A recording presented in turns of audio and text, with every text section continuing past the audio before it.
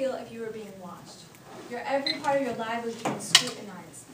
Where people knew where you worked, they knew your friends, your family, they were watching. They knew what movie you saw last. They know what you ate for dinner last night. They know everything about you. Did you call the cops? I don't know. Have you? Because it's happening right now in front of our very faces, and we're just letting it go. It's places like Facebook, Google, and Twitter that are keeping our information and they're monitoring everything that we do. Google is probably right now the biggest monster of them all.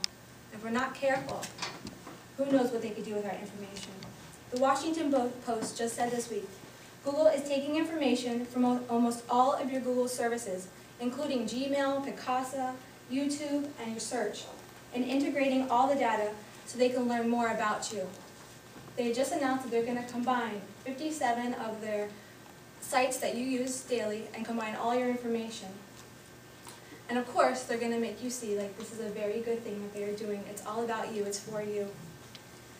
And maybe I'm just being persnickety. I don't know. That choice will be up to you today.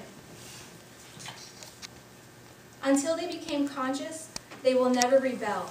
And until they have rebelled, they cannot become conscious. George Orwell in the book 1984. So first it sounds like a good thing. Sure. Now all my information is in one place. They will know I can have easy Google searches online.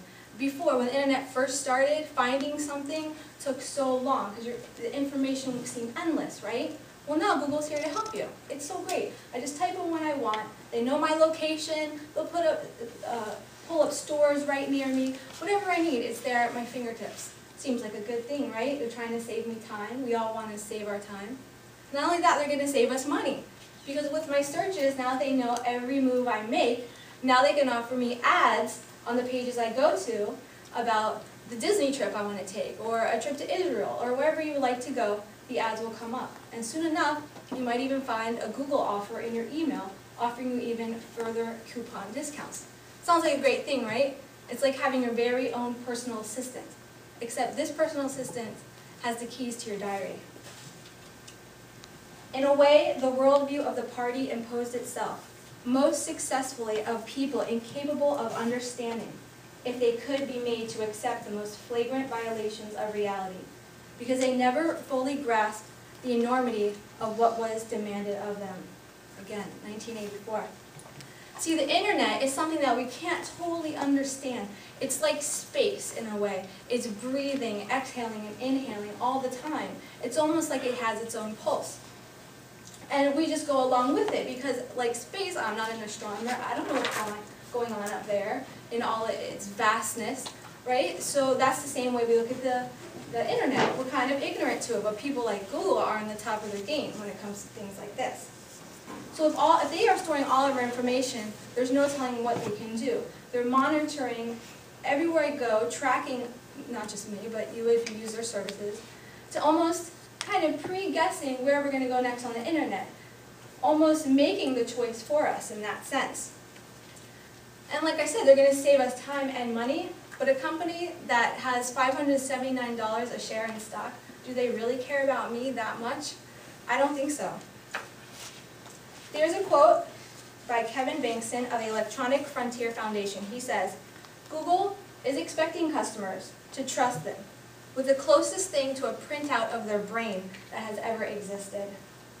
So sure, Google claims its innocence. They say, no human is ever going to read this. It's just computers. My question is, what if a human does get their hands on this? There was, of course, no way of knowing whether you were being watched at any given moment, how often, or what system. The thought police plugged in on any individual wire that was guesswork. It was even conceivable that they watched everybody all the time. But at any rate, they could plug into your wire whenever they wanted to. Again, 1984. So I learned about this thing called, the Google offers is the dashboard search. And what you could do is they offer your free information so you can check in on what they're checking in on you. So I went in there, kind of curious to see what information they had stored since 2006. They had every single Google search that I had made since August 2006. That's over 5 years of searches that I made, every single one of them. They had 700 of my emails, even though they were deleted. They had them, and my chat messages, and notes. They even had every single YouTube video that I had ever watched. Oh my God. So the line in Orwell's quote, George Orwell's quote, is not "Are we being watched?" It's when and to what extent. Getting into the wrong hands. What can happen if hackers got all our information? Who knows? What if some evil government took over and they wanted all of our personal information? It's there at their taking whenever they want. What would happen to freedom and democracy? 1984 paints this really bleak picture of totalitarianism, and I would hate to see that happen to us. Might sound crazy, right? Thought police, Google. Well, 1984 sounded really crazy in 1949 when it was written, not so much in 2012. So internet as a good guy is great. We can find out this kind of information.